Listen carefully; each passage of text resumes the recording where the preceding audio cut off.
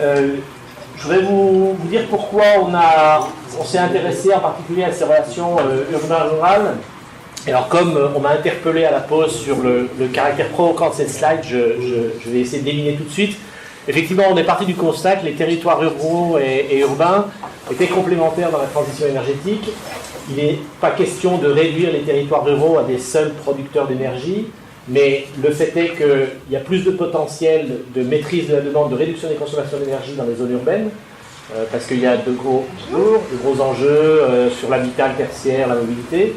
Et il y a, a priori, des potentiels importants de production d'énergie renouvelable dans les territoires ruraux. Mais encore une fois, nous ne réduisons pas les territoires ruraux à la seule fonction de pourvoyeur d'énergie renouvelable pour d'autres. Mais le deuxième élément du constat qu'on a fait, c'est que quand on a dit ça et qu'on se dit, bah, tiens, il y aurait probablement à combiner ces atouts respectifs de territoires ruraux et de territoires urbains, on se rend compte que cette coopération entre urbain et rural n'a rien de naturel. Elle n'est pas facile. Alors, vous savez, on a eu ce matin un atelier de coproduction sur le même sujet. On constate même qu'il y a encore beaucoup de tensions entre des élus ruraux et des élus urbains. Deuxième point de préoccupation à mentionner quand on parle d'urbain-rural, on a aussi tout à fait conscience du fait que la limite entre l'urbain et le rural est beaucoup plus complexe à définir aujourd'hui. La ville ne s'arrête pas à un endroit et ce n'est pas le début de la campagne. Il y a des espaces périurbains, il y a des ruraux qui sont en fait des urbains délocalisés au départ parce qu'ils avaient choisi de vivre à la campagne, de plus en plus parce qu'ils sont de la ruralité subie, ils sont obligés de partir loin de la ville parce que le foncier est trop cher ou les loyers sont trop chers. Et de la même façon, il y a une tendance à la ruralisation des villes avec les développements d'agriculture urbaine, les jardins partagés, tout ça. Et donc tout ça, les frontières sont un peu plus floues que ce qu'il n'apparaît dans cette présentation très binaire. N'empêche qu'il y a quand même des territoires plus denses et des territoires moins denses. Et toute l'idée, c'est de voir comment on va pouvoir construire des relations, des transactions entre ces territoires pour optimiser la transition énergétique. Parce que c'est l'hypothèse qu'on fait, c'est que la transition énergétique ne s'accélérera qu'à travers ces transactions réciproques entre ville et campagne.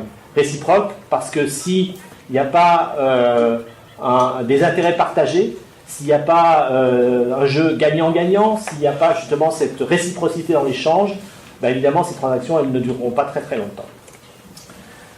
Du coup on s'est posé, alors on a lancé à partir de là et de cette observation de territoire, en particulier le point de départ vraiment très concrètement, le point de départ c'est le collègue animant le Trièves, la démarche TEPOS du Trièves, donc communauté de communes de 10 000 habitants au sud de Grenoble, qui dit voilà, nous on est un producteur de bois important, de bois énergie important, et un de nos clients importants c'est la métro de Grenoble. La métro de Grenoble va se doter d'une installation de production de chauffage urbain à partir de bois énergie plus volumineuse, donc potentiellement on va devoir fournir plus de bois, ça génère de la tension sur nos ressources.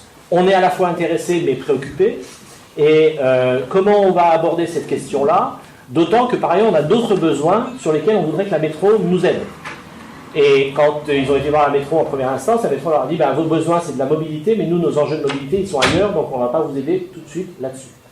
Et du coup, on s'est dit comment on fait pour essayer de débloquer un peu cette situation et de voir comment on peut justement instaurer ces transactions qui permettraient aux deux territoires de progresser ensemble.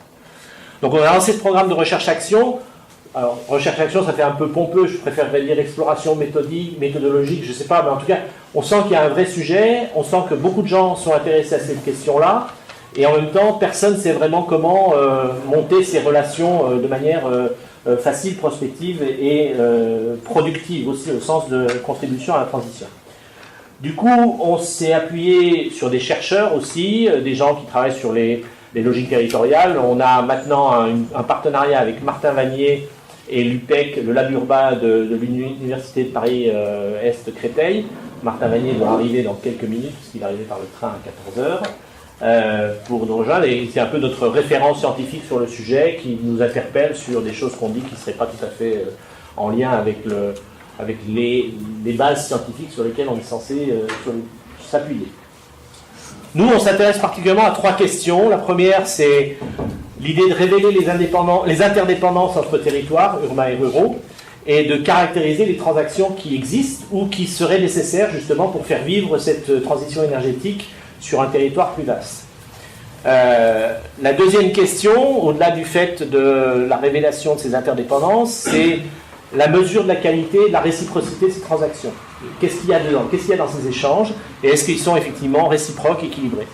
Puis la troisième question, c'est qu'est-ce qu'on peut imaginer comme mode de gouvernance pour que ces transactions, cet ensemble de transactions perdure dans la durée et que effectivement ces dynamiques de relations entre urbain et rural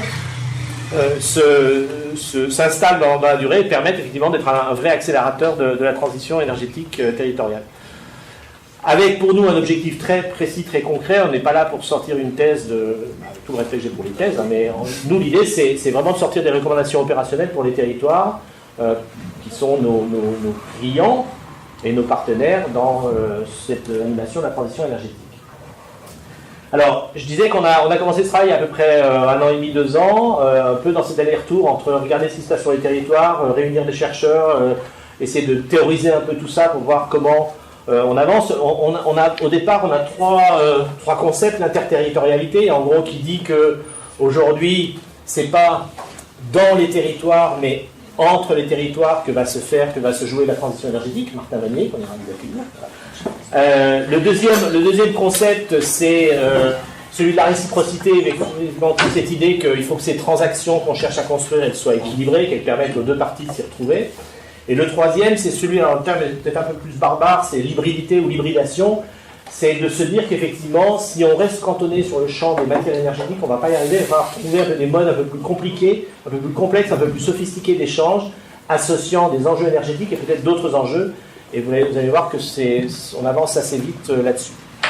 Et donc, ces trois questions structurent notre réflexion pour avancer sur la production de recommandations. Alors, autour de ces trois questions, on a commencé un petit peu à avancer quelques pistes de recommandations ou de réflexions un peu plus abouties. La première, c'est effectivement sur les interdépendances et sur la nécessité de visualiser ces interdépendances rural-urbain en reconnaissant le fait que ces territoires sont de nature différente et qu'il faut vraiment donner à voir ces différences pour justement en faire quelque chose derrière. Avec cette idée de les cartographier, les interdépendances. Et on faisait la remarque tout à l'heure que, attention, les cartes, elles peuvent dire une chose ou le contraire, donc il faut qu'on soit très vigilant sur la façon de visualiser ces échanges, les rendre visibles. Je prends un exemple qui vous paraîtra peut-être un petit peu caricatural, mais qui montre bien la réalité dans laquelle on est aujourd'hui. On revient sur les habitants de Grenoble qui bénéficient de massifs forestiers autour d'eux qui sont remarquables et dans lesquels ils aiment aller se balader le week-end. Sauf qu'un jour, un week-end, ils débarquent, et puis il y a une coupe à blanc sur la forêt qu'ils avaient l'habitude de traverser en VTT, ou en courant, ou à pied, tranquillement, ou à chercher des champignons. Et là, ils râlent, parce qu'ils disent, c'est pas normal, ils ont coupé ma forêt. Sauf que personne ne leur a dit que cette forêt coupée, c'était leur chauffage de l'hiver. Voilà. Et que peut-être que si on commençait à expliquer aux gens qu'il y a ce type d'interdépendance, et que s'ils veulent être énergie positive à Grenoble, ne vivent que des ressources renouvelables, il va falloir couper des arbres à un endroit pour qu'on alimente les chaudières qui alimentent leur chauffage urbain. Voilà. Visualiser, alors ça c'est assez simple à visualiser, il y en a d'autres de transactions qui sont quand même beaucoup plus difficiles, ou d'échanges qui sont beaucoup plus difficiles à visualiser.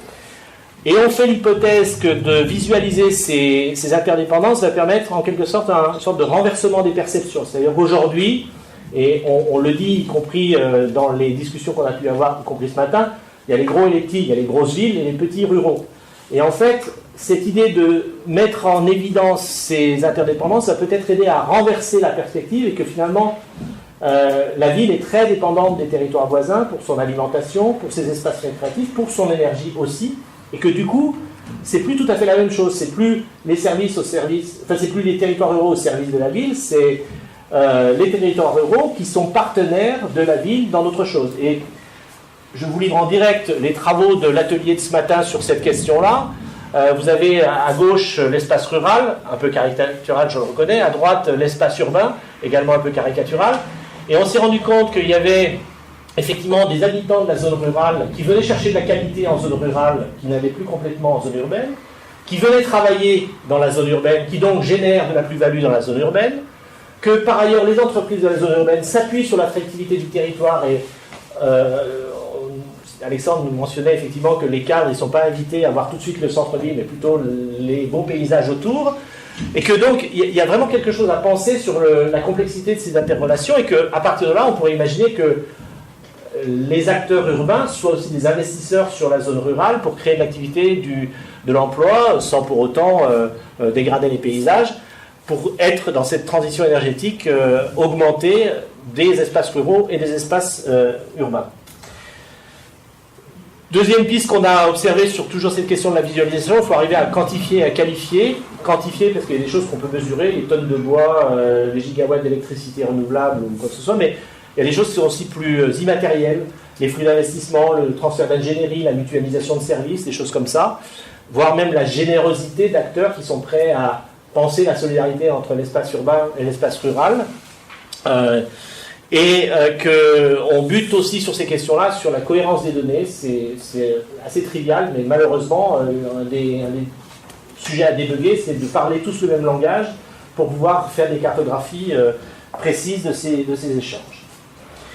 Deuxième grand sujet autour justement de la réciprocité, on s'est rendu compte assez vite que si on regarde les transactions une par une, en quelque sorte, on va se rendre compte que ces transactions sont rarement équilibrées.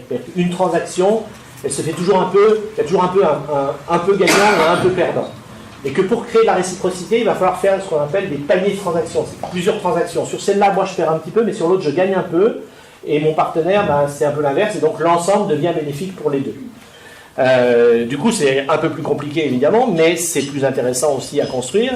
Et qu'on continue à penser que partir des ressources énergétiques, c'est un bon point de départ, mais il va falloir élargir pour mettre d'autres choses que simplement les flux énergétiques dedans. Par exemple, j'ai besoin de bois énergie, mais j'ai un problème de mobilité, je vous mets à disposition mon bois énergie, mais vous m'aidez à traiter mon problème de mobilité. Et puis, au-delà de l'échange en tant que tel, on se rend compte aussi que la prise en compte de ces sujets-là peut permettre à des collectivités, en travaillant en concertation, de faciliter, d'optimiser la mobilisation de ressources.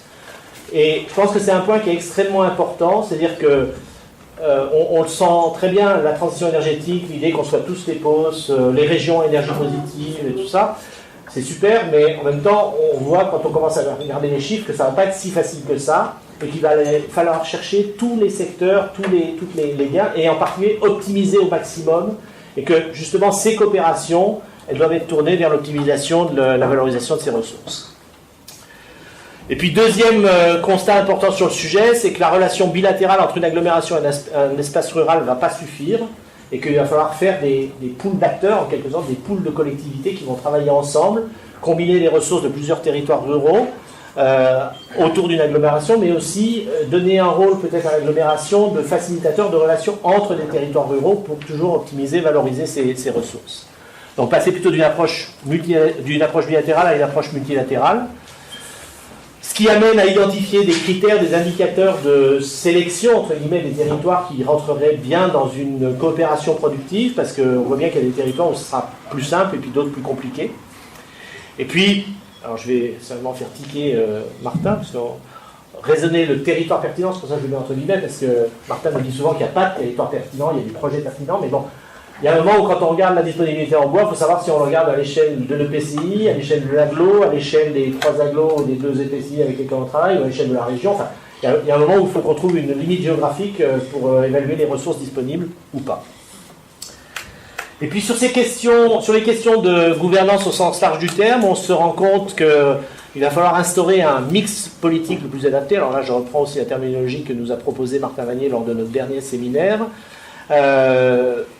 Le premier constat, c'est qu'il faut une volonté politique. Ça ne peut pas se faire tout seul. Et la plupart du temps, la plupart des observations qu'on a pu faire, ça part déjà d'une volonté des élus de dire on va coopérer.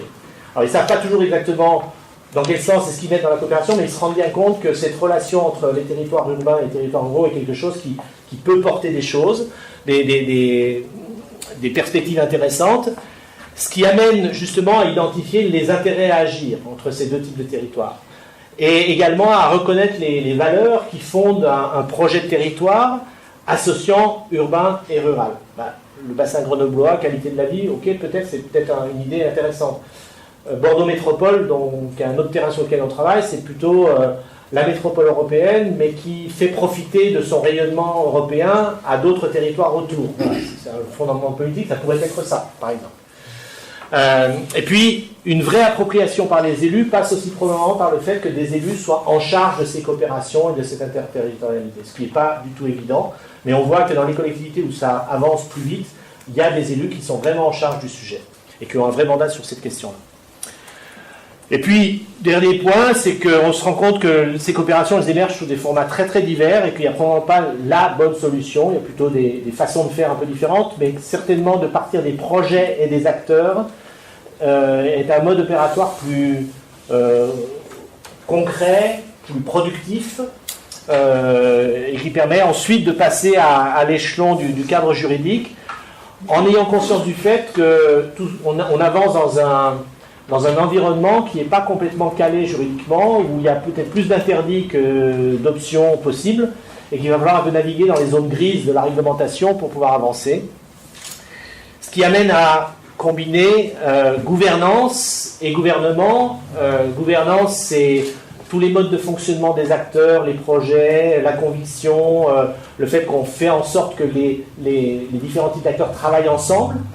Et le gouvernement, c'est l'autorité du territoire qui a des compétences, qui a des moyens, qui a une vraie autorité pour décider un certain nombre de choses. Et en quelque sorte, on fait le constat que la gouvernance, c'est bien, mais ça ne suffit pas à vraiment embrayer un projet de territoire et un développement territorial coordonnant les acteurs privés et les acteurs publics, et que la seule autorité, le seul gouvernement ne suffit pas, lui, à embarquer les acteurs du territoire. Et donc c'est bien dans cet assemblage de la gouvernance et du gouvernement qu'on devrait pouvoir y arriver. C'est pour ça qu'on parle effectivement de ce mix politique.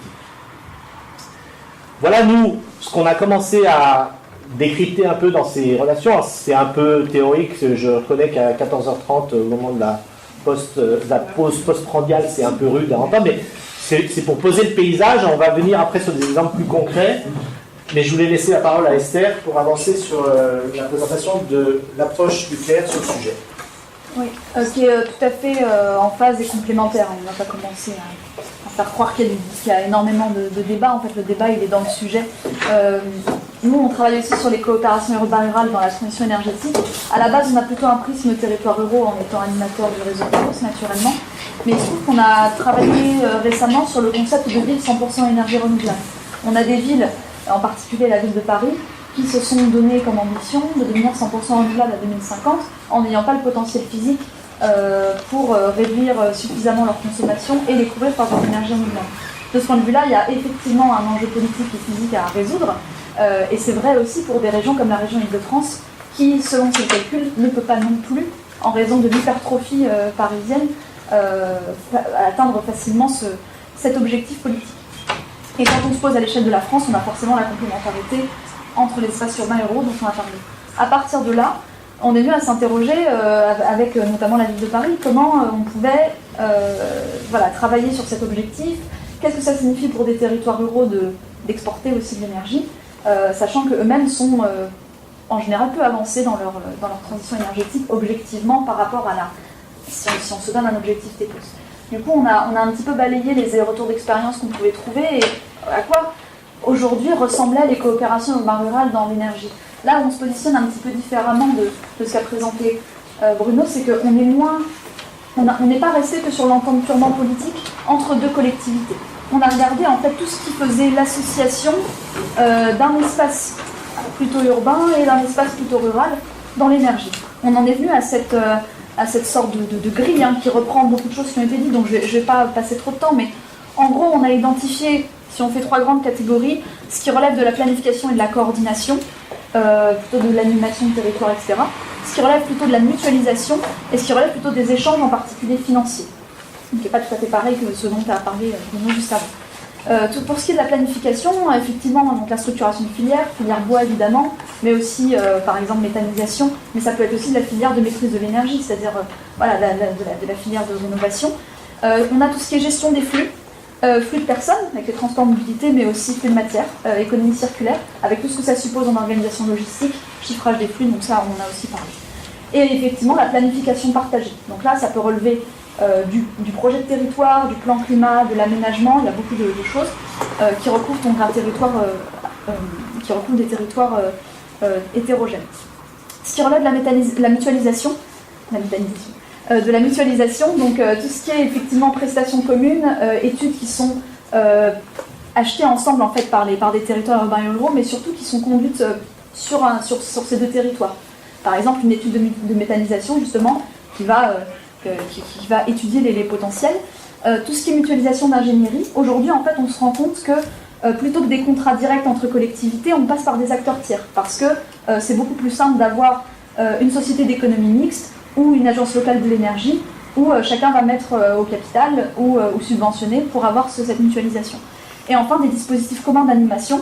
C'est pas tout à fait la même chose que l'ingénierie, c'est-à-dire quand on parle par exemple d'une plateforme territoriale de rénovation, là c'est tout un dispositif qui est animé sur le territoire, qui associe des acteurs de deux types de territoires avec qui le territoire rural par exemple ne va pas être forcément en lien au début avec les acteurs de l'espace urbain, et on a donc ce dispositif qui est animé sur les deux territoires. Et enfin les échanges, donc là ce qui est circuit court de l'énergie, ça rejoint notamment ce qu'on disait au début sur l'ambition 100% énergie renouvelable.